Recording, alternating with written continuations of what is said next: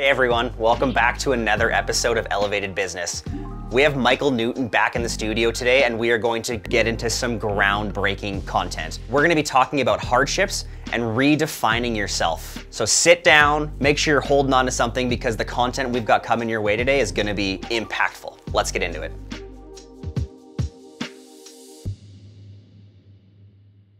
I'm Mitch Hartington, your guide to Elevated Business. In this video series, we dive deep into the authentic journeys of business owners who've paved their way to greatness.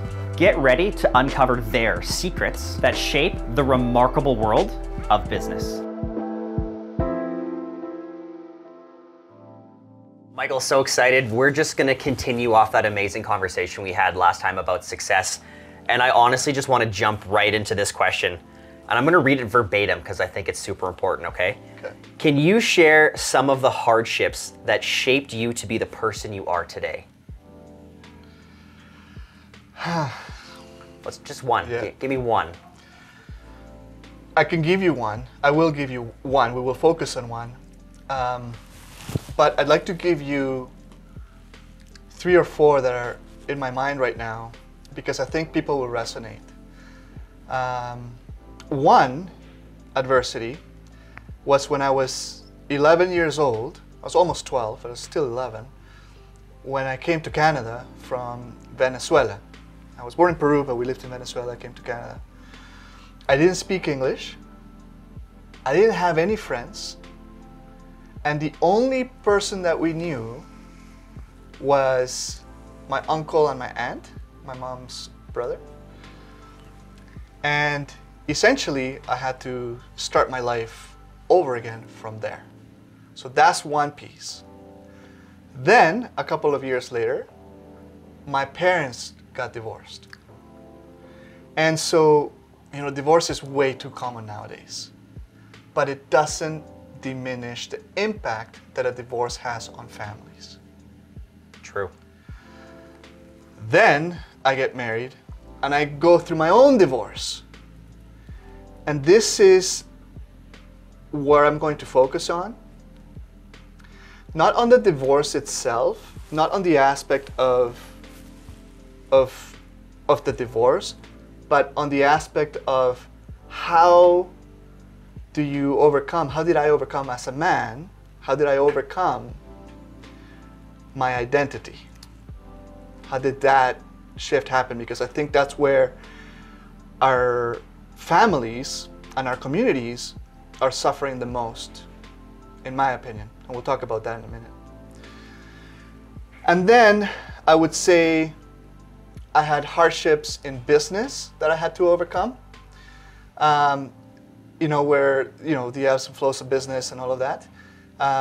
So that was another aspect of hardships that I've had to overcome in life. But I think that's also very common and not as exciting as the identity piece that I want to touch on. I can already tell that, you know, this identity is going to be amazing and I can't wait to hear your story, but I can already see how that would be directly related to your success in business too. If you're struggling with your own identity, it's affecting that too. Yes. So please tell me, dive into that story, unpack that for me. Right. So, you know, first of all, divorce is way too common in our world nowadays. And when I take a look at my own divorce, and people ask me, well, what are the reasons why you got divorced? I can list them all to you, but they're all bullshit. Like, none of them are real. Unless a divorce is going through, a couple is going through abuse or abuse, I can't think of anything else right now, then really everything else is workable. If a couple is fighting over money, you can work that out. We choose not to. If we're bickering back and forth with our spouses all the time, we can work that out. We just choose not to. So, and these are the reasons why most marriages fail, is because of the bickering, because of money issues, because you can't agree on how to raise your children, you know, together. You want to push your agenda over the other. And, this goes back to the whole ego thing. So I've come to terms with that. But what happened afterwards was I went from being a father and a husband to being a single dad half the time. And that hit me really hard. Because I no longer was a husband and a father trying to provide for his family. In fact, my wife had moved on with another man, and half the time my daughter was now going to that family. And that hit me really hard. And I didn't realize it at the time because I covered it up. And I thought, oh, freedom. I can now do whatever I want half of the time. And instead of working on who I am as a person, I ended up pretending to be something that I didn't even know I was. And that led to depression, that led to thoughts of suicide, that led to financial problems, that led to losing out on friends, that led to bad relationships with my extended family, and everything else suffered. So I had to do something. I had to do something to bring my identity back as to who am I now? How do I fit into this world? And I'll tell you, I was laying in bed one day. I was probably at the lowest point in life at that particular moment. And I was, in huge amounts of debt. And my daughter was downstairs watching TV. I was laying in bed and, literally having very dark thoughts. And in that particular moment, an energy came over me that said, no, enough is enough. Get up. And I did. I got up.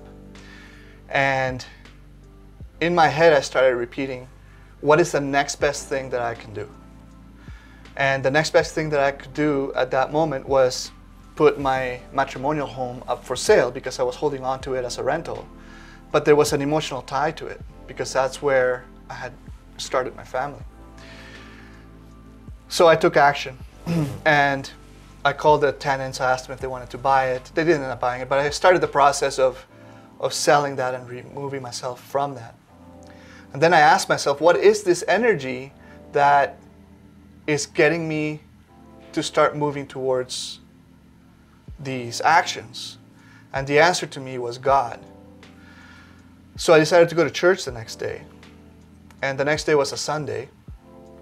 And I went to church. And I got there an hour early. Somehow I messed up the schedule. But because I got there an hour early, I was the only person in the church. And that was my re-encounter with God. That was my re-encounter with God. So I sat down by myself. I was supposed to come back when the Mass started. I stayed there and I prayed.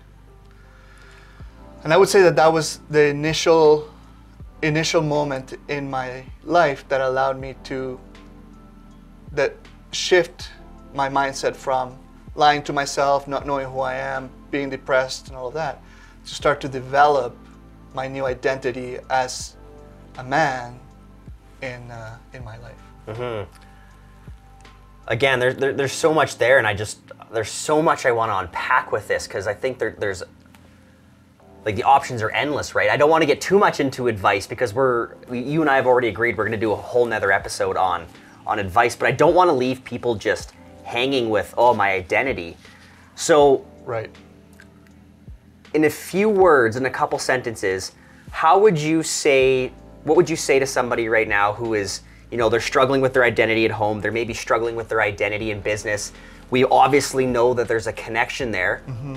What would you say is the single most important thing that somebody can start doing today to start overcoming and rebranding their identity to see success?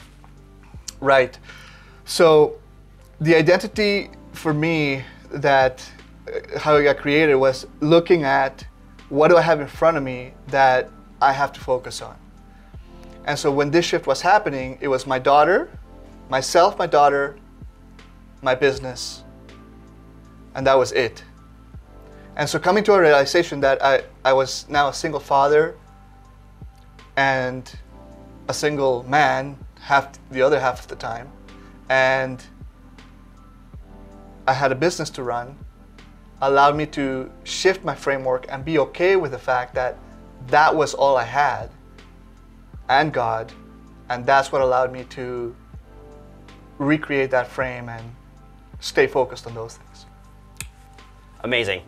Is it fair to say that if somebody really wanted to, sit down with you, have a coffee, and ask you these really hard questions to help them rebrand their identity, is that something that you'd be willing to do with people? 100%. Okay. Yeah.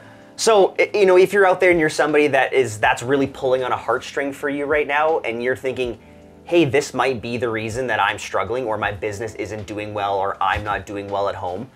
For one, always, reach out, seek professionals. Mental health, I'm a big believer in therapy and these types of things.